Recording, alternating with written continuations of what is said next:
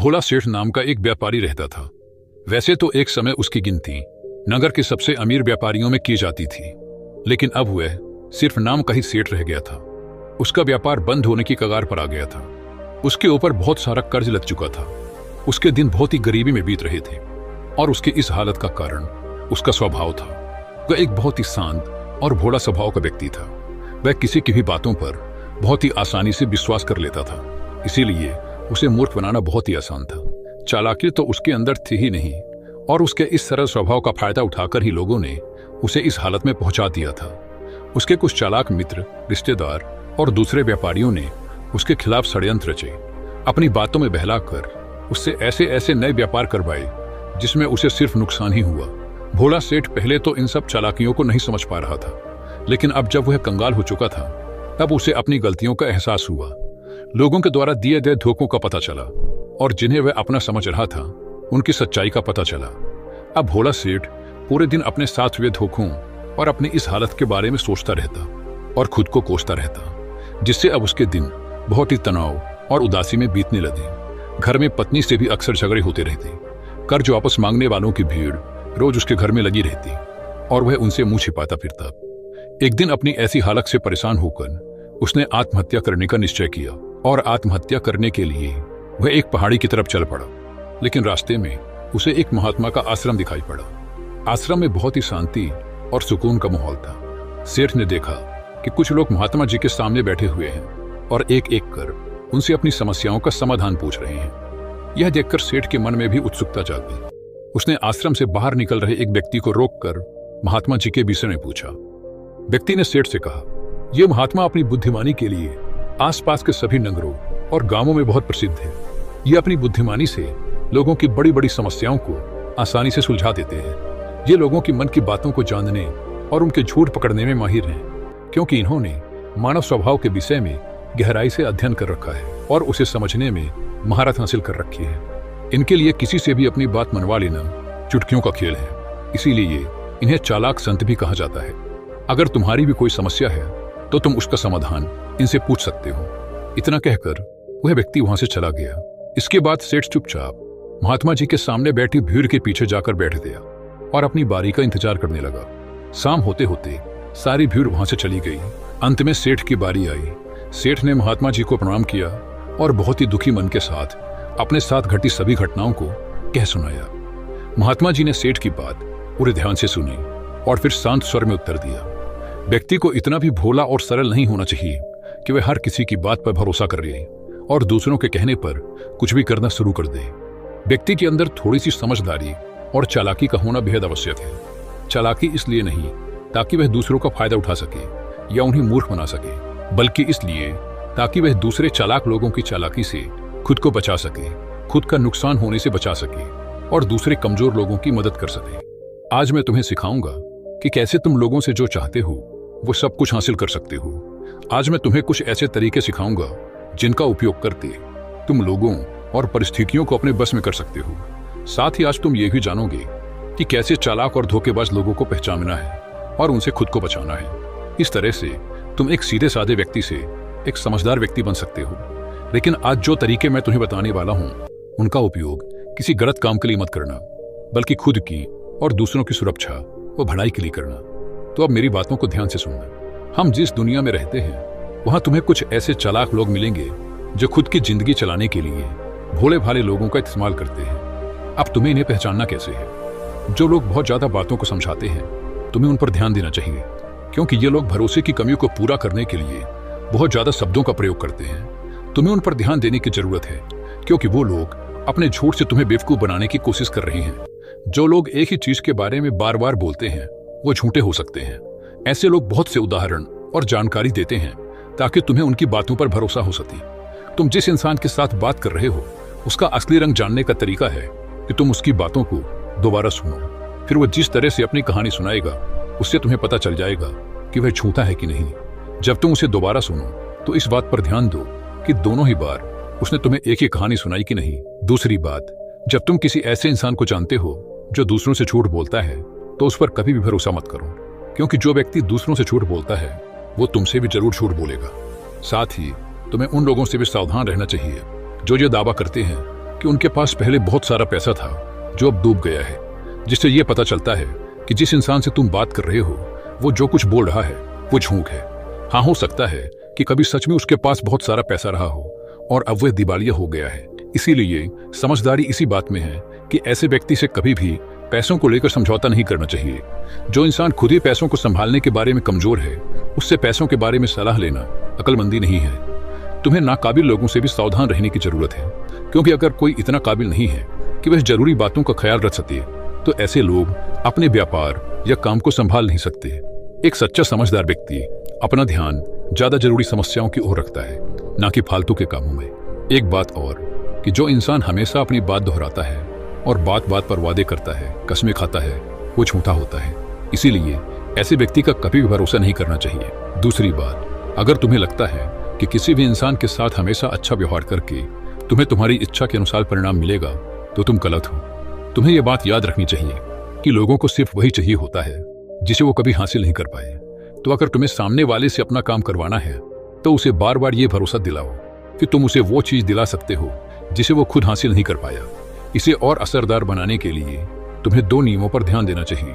पहला, जिस इंसान को तुम अपने काबू में करना चाहते हो उसे वो देना शुरू कर दो जो वो चाहता है।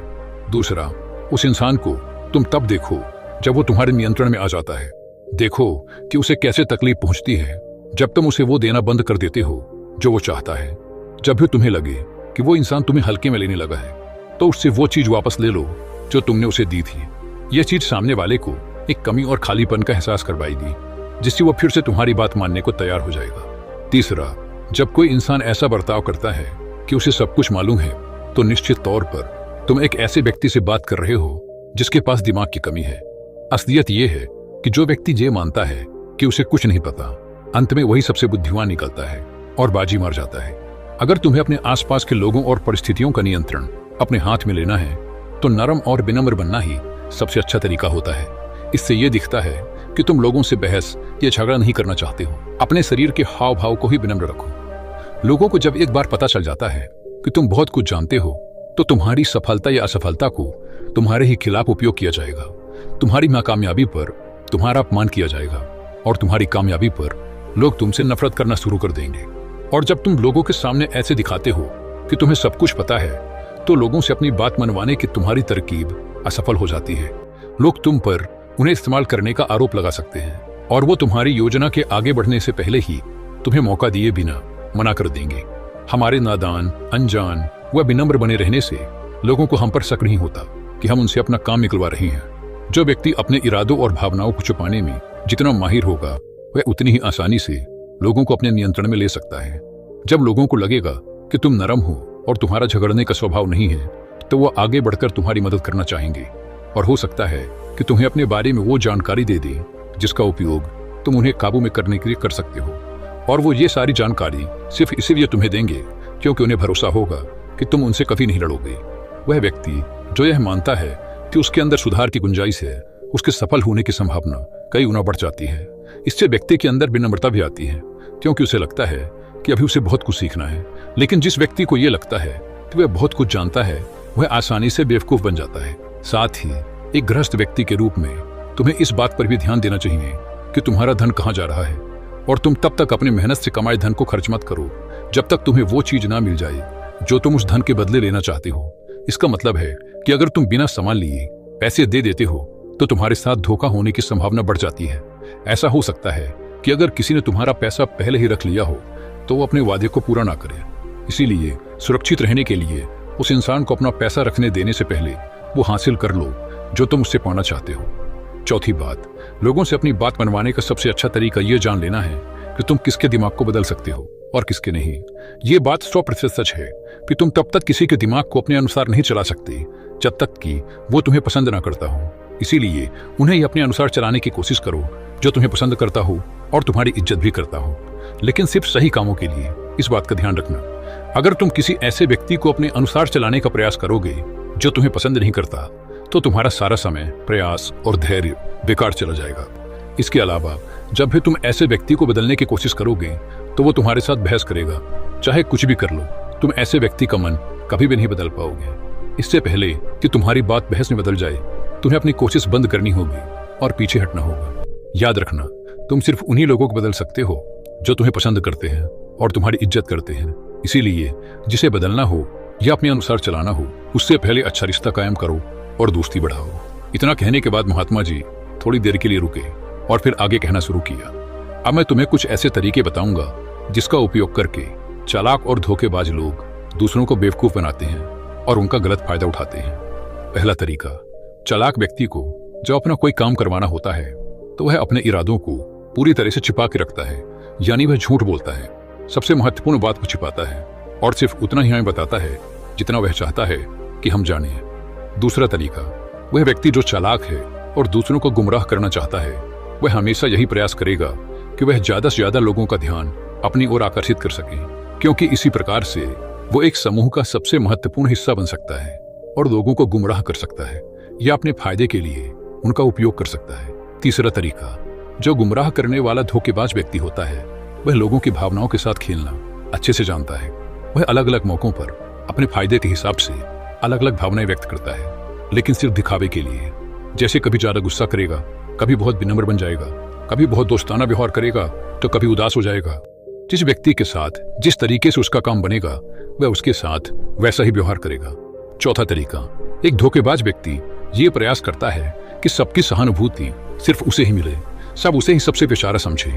उसे मतलब नहीं कि तुम्हारी तकलीफ कितनी बड़ी है, वह हमेशा तुम्हें महसूस करवा देगा कि उसकी समस्या तुमसे कहीं ज्यादा बड़ी है और वो तुमसे ज्यादा बड़ी तकलीफ में है। इसीलिए तुम्हें उसके प्रति दया भावना रखनी चाहिए और उसकी मदद करनी चाहिए। पांचवा तरीका, एक चालाक व्यक्ति जो तुम्हें अपने अनुसार चलाना चाहता है, वो तुम्हारे दिमाग में इस बात को गहराई से बिठा देगा कि वो ही तुम्हारे जीवन का सबसे महत्वपूर्ण व्यक्ति है, उसके बिना तुम्हारा काम चल ही नहीं सकता। लेकिन असल में ऐसा नहीं होता, बस वो तुम्हें इस बात का विश्वास दिला देता है कि उसके बिना तुम्हारे जीवन की कल्पना ही नहीं की जा सकती। इस तरीके से तुम जितना उन पर निर्भर होते चले जाओगे, उतना उनका नियंत्रण तुम पर बढ़ता चला जाएगा और वो तुमसे अपना काम निकलवाते रहेंगे। छठा तरीका, चालाक व्यक्ति की हमेशा कोशिश होती है कि किसी भी बड़े काम का श्रेय सिर्फ उन्हें ही मिले, सिर्फ उनकी ही वाहवाही हो। काम कोई भी करे, लेकिन तालियां सिर्फ उनके लिए बजें। इससे वो ज्यादा से ज्यादा लोगों का ध्यान अपनी ओर खींचना चाहते हैं ताकि वो ज्यादा से ज्यादा लोगों को अपनी बातों में फंसा सके। चालाक व्यक्ति अक्सर सबसे मुश्किल काम दूसरों को दे देते हैं और सबसे आसान काम अपने लिए रखते हैं, लेकिन सारे काम का श्रेय खुद लेने का प्रयास करते हैं। सातवां तरीका, एक धोखेबाज व्यक्ति दिखावा करेगा तुम्हारा सबसे अच्छा दोस्त बनने का।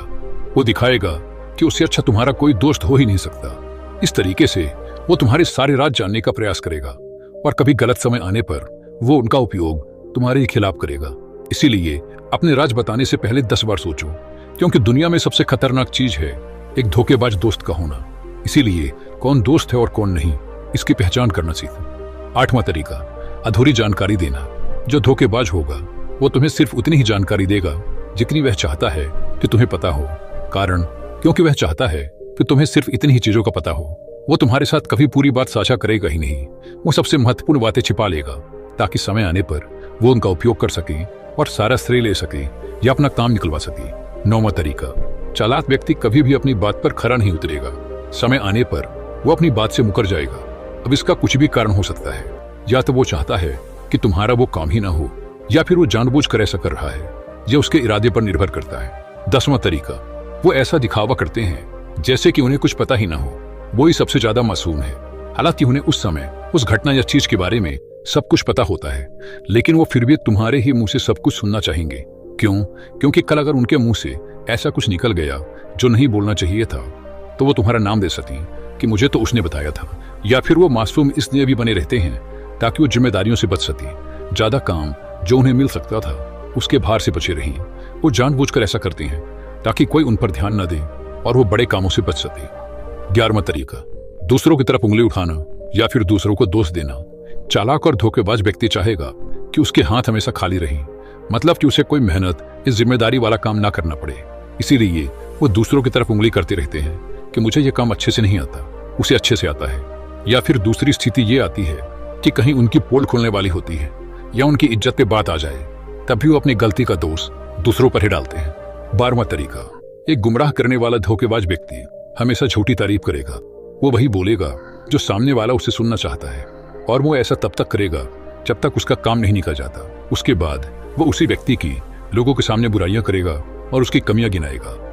13वां और आखिरी तरीका, वो तुम्हारे निर्णयों पर अपना नियंत्रण रखने का प्रयास करेगा। सबसे पहले एक धोखेबाज और चालाक व्यक्ति तुम्हारा सबसे अच्छा मित्र या हितैषी बनने का प्रयास करेगा। उसके बाद जब उसे भरोसा हो जाएगा कि तुम उस पर आंख मूंद कर विश्वास करने लगे हो, तो वो तुम्हारे निर्णय खुद लेने का प्रयास करेगा और तुम्हें यह महसूस करवा देगा कि जो निर्णय उसने तुम्हारे लिए लिए हैं वही निर्णय तुम्हारे लिए सबसे फायदेमंद है, जबकि अंत में इसका फायदा सिर्फ उस चालाक व्यक्ति को ही मिलने वाला है। तो ये थे वो तरीके जिनका उपयोग करके तुम लोगों से अपनी बात मनवा सकते हो और चालाक व धोखेबाज लोगों की पहचान करके उनसे बच सकते हो। भोला सेठ को अब अपने सभी प्रश्नों का उत्तर मिल चुका था। उसने इस अनमोल जानकारी के लिए महात्मा जी का धन्यवाद किया और अपने घर वापस लौट गया।